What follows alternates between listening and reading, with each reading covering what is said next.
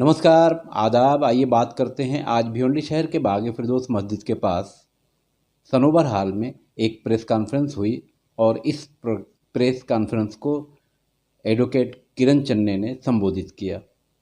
RPI secular के banner तले की गई इस प्रेस कॉन्फ्रेंस में महाविकास आघाड़ी के उम्मीदवार सुरेश महात्रे उर्फ बाल्या मामा का समर्थन का ऐलान किया गया। याद रहे कि भिवंडी शहर में लोकसभा का जो चुनाव है उसकी वोटिंग 20 मई को होनी है और 4 जून को इसका नतीजा भी सामने आना है। बहरहाल भिवंडी शहर में धीरे धीरे चुनाव का माहौल गर्म होता जा रहा है और अब आइए सुनते हैं एडवोकेट किरण चन्ने ने क्या कहा इस प्रेस कॉन्फ्रेंस में पत्रकारों के सामने। मैं खान फखर आलम।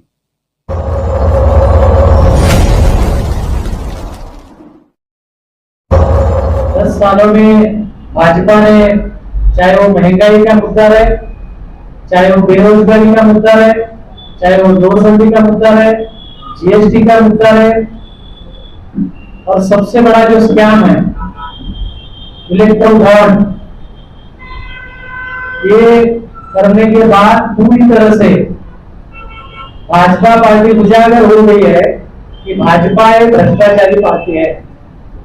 भाजपा पूरी तरह से देश की जो राष्ट्रीय एकात्मता है, देश में जो भाईचारा है, उसको पूरी तरह से खत्म करके जाति और धार्मिक ध्रुवीकरण करना चाहती है, जो बात डेमोक्रेसी के लिए बहुत बड़ा खतरा है। हम एजुकेशन को देखते हैं कि एजुकेशन के सभी साहित्य पे 18% की जीएसटी लगा चुके हैं। शेतकरी 750 शेतकरी एमएसपी जो अपने माल को एक भाव देने की जो बात की, उसके तहत जो कानून बनाए गए, उसके विरोध में यहाँ के किसानों ने जो आंदोलन किया, उनके ऊपर जिस तरह से गोलियां बरसाई गई, 750 किसान मारे गए, और जो कानून में जो प्रावधान किए थे उसकी किसी भी तरह अमलबजावनी न होने की वजह से फिर से किसानों ने आंदोलन शुरू किया। ये हमने देखा है। और किसानों के प्रति जो भाजपा का रवैया रहा है वो एक तानाशाह की तरह कायदों का उल्लंघन करके रहा है।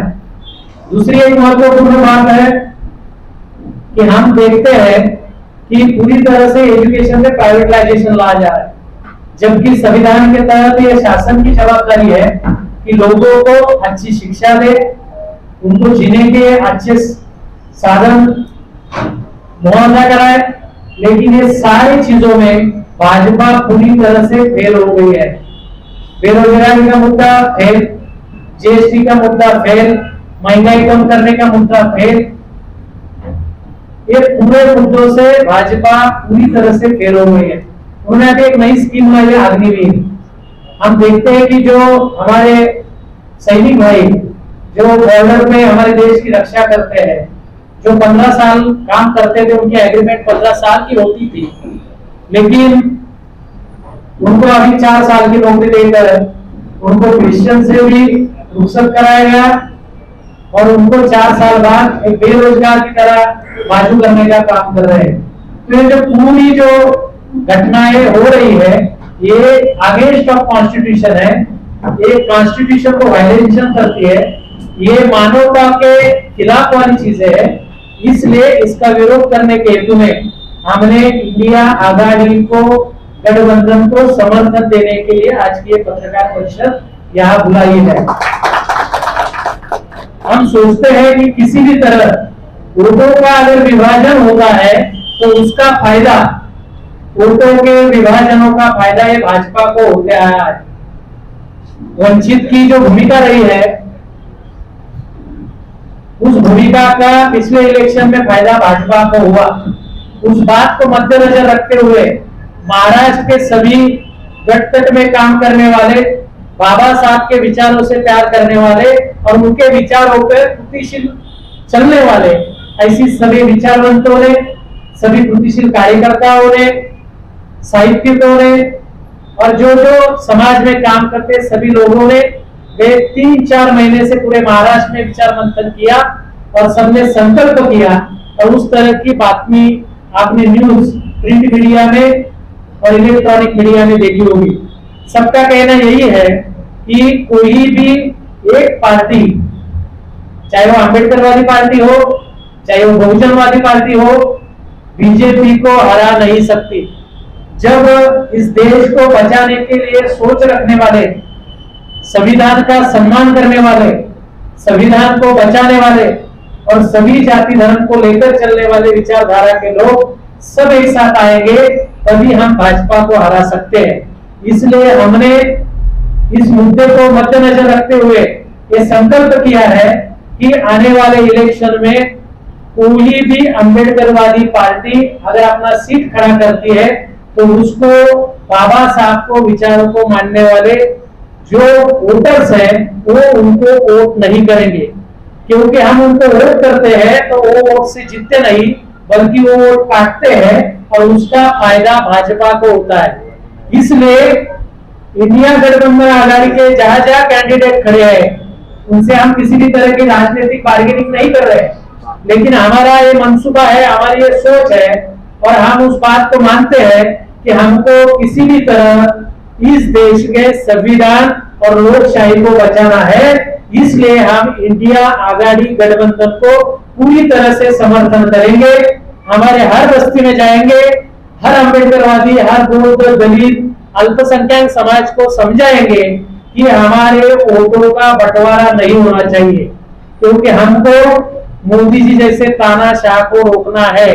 इस देश में, ये देश संविधान से चलेगा, ये देश लोकशाही से चलेगा, संविधान में जो प्रावधान है उसके तहत ये देश चलेगा और उस बात को समझाने की पूरी तरह से कोशिश हम हमारे हर बस्ती में जाके करेंगे और गए 4 महीने से हम लोग कर रहे हैं।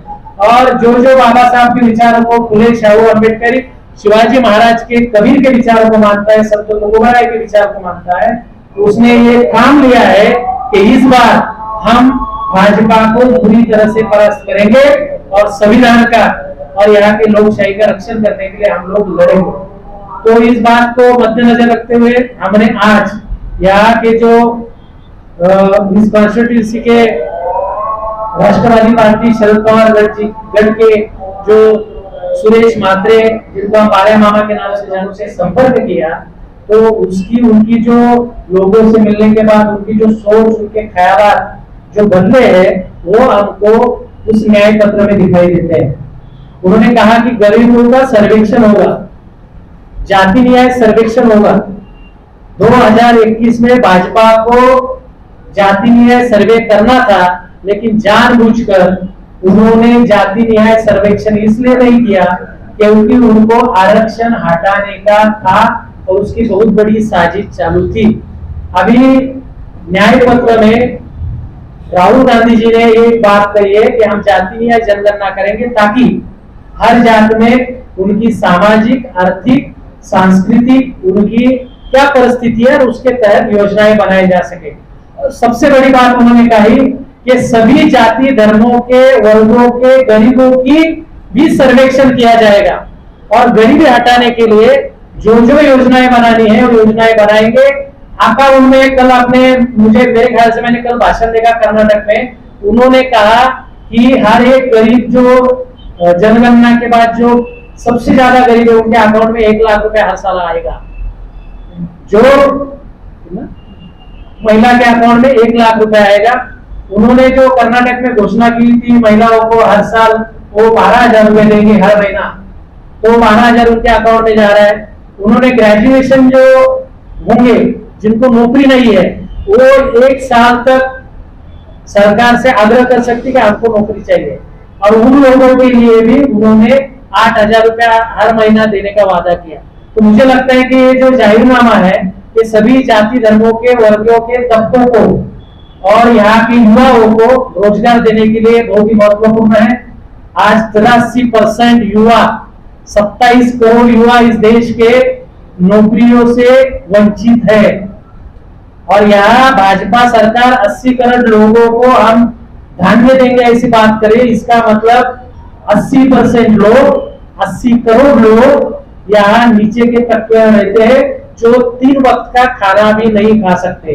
तो उनके उद्धार के लिए, उनके विकास के लिए 10 सालों में भाजपा ने ये क्या किया ये बताने के लिए उनके पास कोई उत्तर नहीं है, कोई योजना नहीं है। तो भाजपा सरकार खाली जुमलेबाज सरकार है और पूरी तरह से फ्लॉप सरकार है।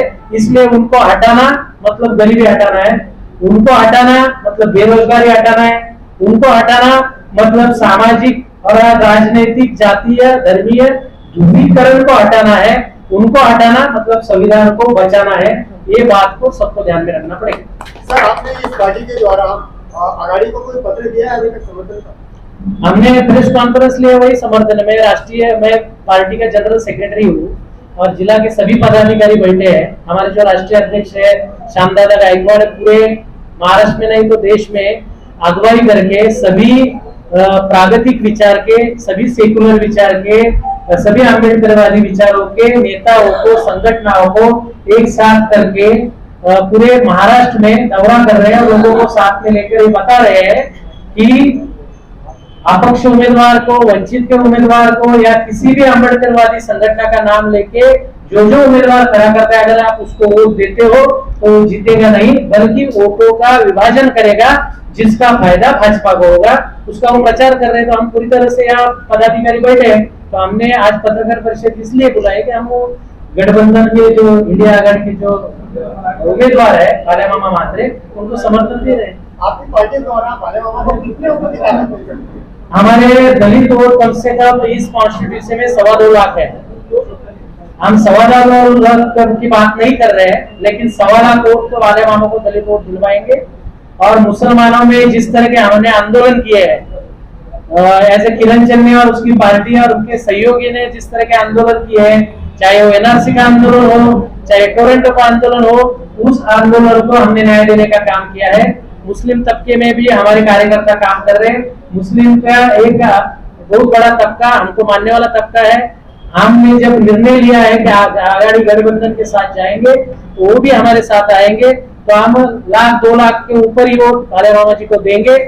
दूसरी बात, जिस तरह की लूट टोरेंट कंपनी ने भिवंडी की है, उसके खिलाफ में मैं रिट फाइल करने जा रहा हूँ। आने वाले कुछ दिन में वो रिट फाइल हो जाएगी। हमने मांग की है कोर्ट से कि 285 करोड़ जो महानगर पालिका को टोरेंट को टैक्स के तौर पे देना था, उस 285 करोड़ को भाजपा के शासन ने माफ करके भिवंडी के कॉन्स्टिट्यूंसी में रहने वाले सभी नागरिकों की आर्थिक लूट की है। पहले 185 करोड़ का इलेक्ट्रोल बॉन्ड लिया, बाद में 285 करोड़ टोरेंट कंपनी को माफ किया। इसका जवाब यहाँ के जो खासदार और मंत्री है उनको भी देना चाहिए कि उनको ये चीज मालूम थी कि नहीं कि भिवंडी के 285 करोड़ रुपए की लूट हो रही है और टोरेंट को माफ किया जा रहा है। 185 करोड़ रुपया इलेक्ट्रोल बॉन्ड के तहत भाजपा पार्टी को मिला है। ये चीज यहाँ के आमदारों को, यहाँ के मंत्री को, भाजपा के मालूम थी कि नहीं, इसका जवाब भिवंडी के जनता को देना चाहिए। और हम कोर्ट से ये विनती कर रहे हैं कि वो जो आदेश निकला था गवर्नमेंट का, जो आदेश इलीगल है, क्योंकि पहले 185 करोड़ की लूट की गई और बाद में 285 करोड़ रुपया भाजपा ने टोरेंट कंपनी को माफ किया। तो ये एक तरह का स्कैम है। उस स्कैम के तहत जो आते हैं उनको आरोपी बनाओ। नंबर 2, वो जो आदेश किया था वो इलीगल था। ऐसा आदेश करने का मतलब भिवंडी जनता की लूट थी। तो कोर्ट उस आदेश को रद्द करे और टोरेंट कंपनी को डायरेक्शन दे कि वो 285 करोड़ जो जनता का पैसा है, जो भिवंडी महानगर पालिका का पैसा है, जो जनता के हित में यूज किया जा सकता था। आज रोड की हालत आप देख सकते हो, जनता के गटर की हालत आप देख सकते हो, पानी की हालत देख सकते हो। ये 285 करोड़ अगर भिवंडी को मिल रहा है तो बहुत सारी नागरिक सुविधाएं भिवंडी के जनता को मिल सकती है। इसके लिए हम रिट फाइल करने वाले हैं, ये भी आपको मैं बता देता हूँ। और सबसे अहम मुद्दा है टोरेंट को हटाना। तो टोरेंट कंपनी को